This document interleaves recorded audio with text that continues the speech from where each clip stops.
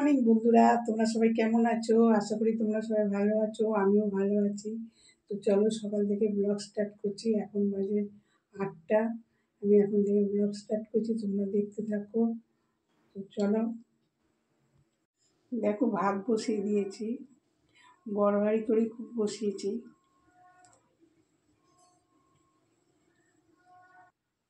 এ দেখো, চিনু কোথায় এসে শুয়েছে, পায়ের ধারে এসে শুয়েছে। কিচ্ছু গায়ে রাখবে না, গায়ে চাপা দিলে ফেলে দেয়। তো দেখো, বেগুনগুলো কাটবো, আমি বেগুনের পাতুরি বানাবো। দেখবে পুরো রেসিপিটা। আশা করি তোমাদের এই রেসিপিটা ভালো লাগবে। যারা বেগুন খায় না, কিন্তু এই বেগুনের পাতুরি করলে তারা, যারা খায় না তারাও খাবে। এত সুন্দর হয় বেগুনের পাতুরি।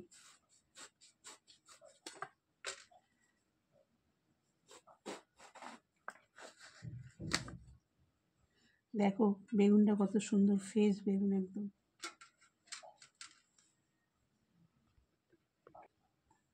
তো দেখো, এই যে লম্বা লম্বা করে বেগুন কেটেছি, এটা বেগুনের পাতুরি করব। আর 4 টুকরো বেগুন ভাজবো, মেয়েদের নিয়ে যাবে।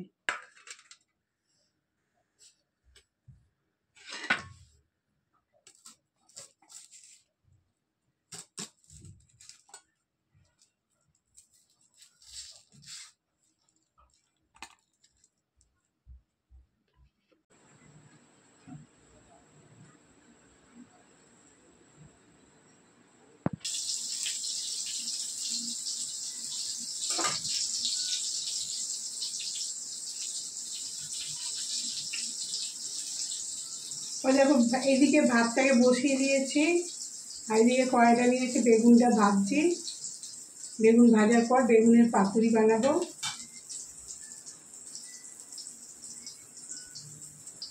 তো দেখো, কড়াইতে তেল দিয়ে দিয়েছি, বেগুনগুলো একটু ভেজে নেবো।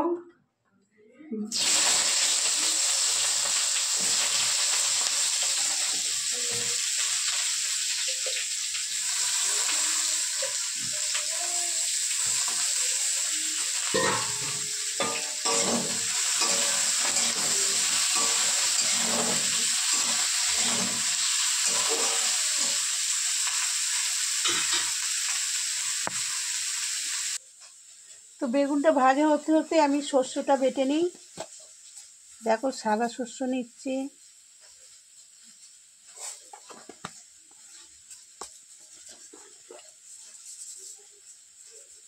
কালো শস্য নিচ্ছি,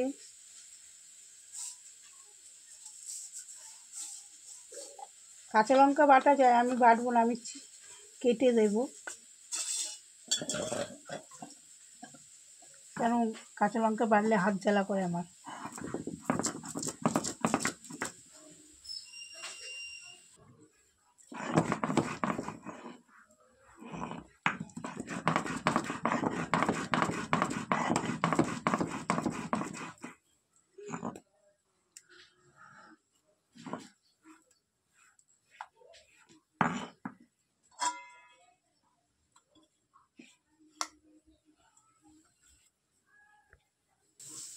তো বেগুনটা ভাজা হয়ে গেছে, নুন হলুদ দিয়ে দিয়েছি ভেজে।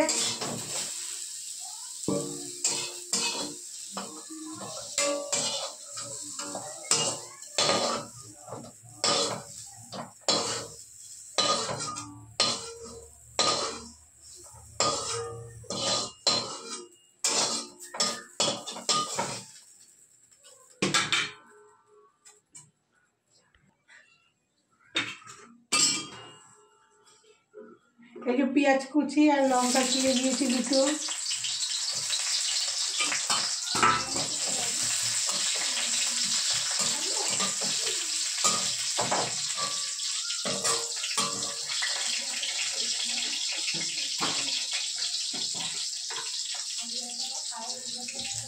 কালো জিরে ফোড়ন দেবো।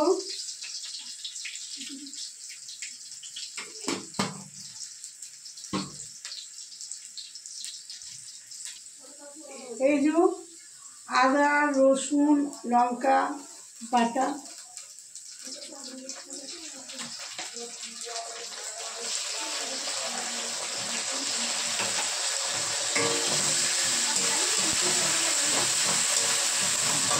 মধ্যে নুন দেবো, হলুদ দেবো,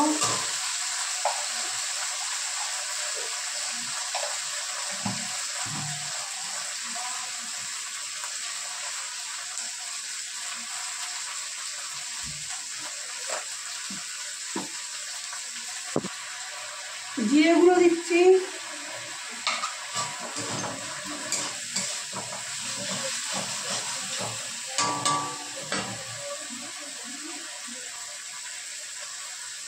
কাশ্মীরি লঙ্কার গুঁড়ো দিচ্ছি,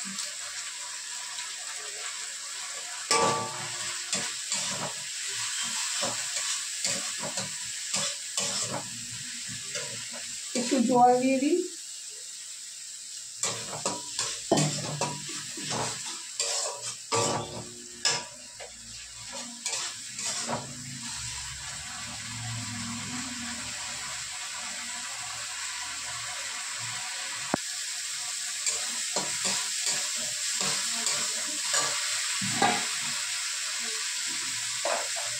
আর এই যে সর্ষে বাটাটা দিয়ে দিচ্ছি,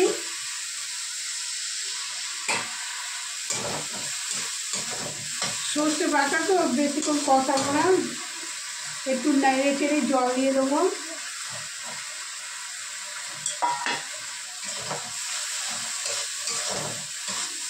এটা হচ্ছে বেগুন পাতুরি,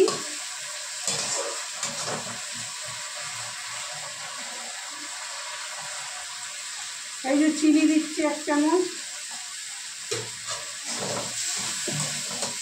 দিয়ে জল ঢেলে দিচ্ছি।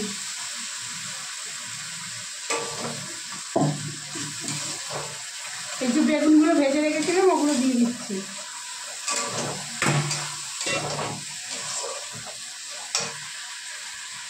দেখো বন্ধুরা, এই যে বেগুনের পাতুরি হয়ে গেছে, দেখো কত সুন্দর লাগছে। তো তোমরা যারা বেগুন খাও না তারাও এরকমভাবে বানিয়ে খেও, দেখবে তোমাদেরও ভালো লাগবে। এটা হচ্ছে বেগুনের পাতুরি। চলো মেয়েদের টিফিন টিফিন বেড়ে দিই, তারপর আমি আবার ফিরছি। তো মেয়ের অফিস বেরিয়ে গেল, আমরা এবার চা বিস্কুট খাবো, লিকার চা আর বিস্কুট। তো কারেন্ট তো চলে গেছে, পুরো অন্ধকার হয়ে গেছে রান্নাঘরটা। তোমাদের দাদাভাই আটাটা মেখে দিল, আমি চাটা খেয়ে রুটিটা বানাবো। আজকে বন্ধুরা মাংসর তরকারি বানাবো, দেখতে পাচ্ছ এখানে মাংস আছে, আর এখানে পেঁয়াজ, আদা, রসুন, লঙ্কা, টমেটো সব নিয়ে নিয়েছি। এবার চলো দেখাচ্ছি ঝটপট করে কীভাবে আমি বানাচ্ছি রেসিপিটা। দেখতে পাচ্ছ গ্যাসটাকে জ্বালিয়ে নিয়েছি, দেখো একে একে সব পুড়িয়ে নিচ্ছি। টমেটো আছে, আদা আছে, আর রসুন আছে, এগুলো একটু পুড়িয়ে নিচ্ছি আমি। ওটাকে পুড়ে নিচ্ছে, একটু আদাটা পুড়ে নিয়ে ওটাকে পুড়ে নিচ্ছে, আর বাকি সব আমার এখানে পোড়ানো হয়ে গেছে। আদা তখনও একটু পুড়ছে, পেঁয়াজ, টমেটো আর রসুনটা আমি পুড়িয়ে নিয়েছি এখানে, পুড়ে গেছে। এবার আমি এগুলোকে সব মিক্সির মধ্যে দিয়ে দেবো, মিক্সির মধ্যে সব দিয়ে দেবো, দিয়ে এটাকে আমি মিক্সি করে আবার তোমাদেরকে দেখাচ্ছি। এই যে আদাটাও দিয়ে দিচ্ছি, আর এখানে 2টো লঙ্কা দিয়ে দিচ্ছি, তোমরা তোমাদের মতন ঝাল বুঝে নেবে। আমি গরম করতে জন্য তেল দিয়েছি, আর একটু নুন দিয়ে দিয়েছি সামান্য, মাংসটা এখানে একটু ফ্রাই করবো বলে। আমি মাংসটাকে দিয়ে দিয়েছি, একটুখানি জাস্ট ফ্রাই করবো হালকা হালকা করে। আর একটু জলটাও থাকে না, জলটাও বেরিয়ে যায় ফ্রাই করার সময়। তো মুরগি মাংস একটু জল বেরোয় না যখন আমরা কষাই, জলটা যখন জল ছেড়ে দেয়, যদি ফ্রাই এখনই করে দিই না তো জলটা আমার এখনই ছেড়ে যাবে মাংসটা। এখন দেখো মাংস যে কতটা জল ছেড়ে দিয়ে দেবে, দেখেছো? আমি এটাকে তুলে নেব, তারপর তোমাদেরকে আবার দেখাচ্ছি।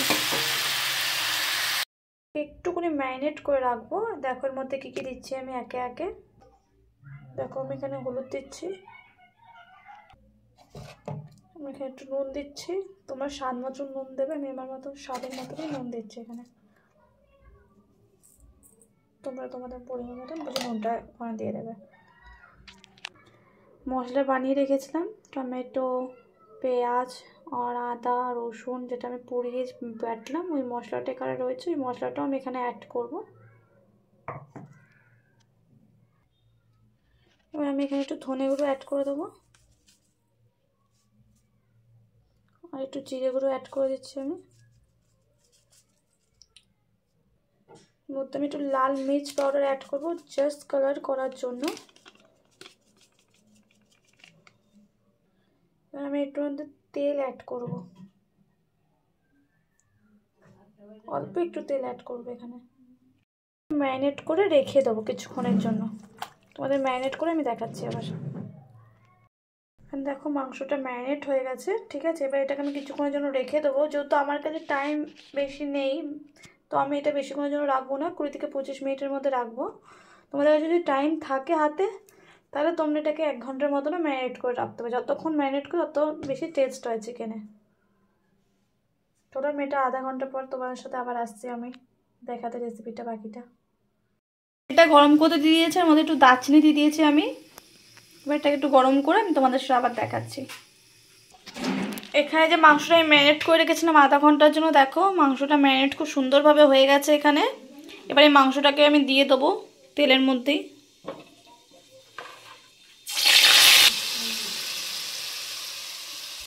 মাংসটা আমি এখানে দিয়ে দিয়েছি, এবার এটা মাংস একটুখানি কষে যাক, কষাবার পর তোমাদেরকে আবার আমি দেখাচ্ছি। তো বন্ধুরা দেখো রাতে খাবার নিয়ে চলে এলাম, রাতে কি রান্না করেছি তোমাদের সাথে শেয়ার করবো। চলো চলো দেখি। এ দেখো রুটি করেছি, এইটা হচ্ছে আমার বড় মেয়ে মাংসটা রান্না করেছে। তো ফুল রেসিপিটা তোমাদের দেখাতে পারিনি, তোমরা যদি এই রেসিপিটা ফুল জানতে চাও তাহলে কমেন্টে জানাবে, তাহলে দেখানো হবে। খুব সুন্দর হয়েছে, গন্ধটা খুব সুন্দর সেন্টে বেরিয়েছে। আর এই দেখো আমাদের চিনুর মাংস, এই দেখো তাকিয়ে বসে আছে। আর বাবা তুমি খাবে তো? এটা তোমার, তো তোমার, এটা তোমার, আমার চিনু বাবার। তো চলো বন্ধুরা, আজকে ব্লগটা আমি এখানেই শেষ করছি। কালকে আবার নতুন ব্লগ নিয়ে চলে আসবো। আমার ভিডিওটা যদি ভালো লেগে থাকে তাহলে একটা লাইক করবে, কমেন্ট করবে, যে নতুন সে সাবস্ক্রাইব করবে, আমাকে সাপোর্ট করবে। কালকে দেখা হবে। Good night, tata.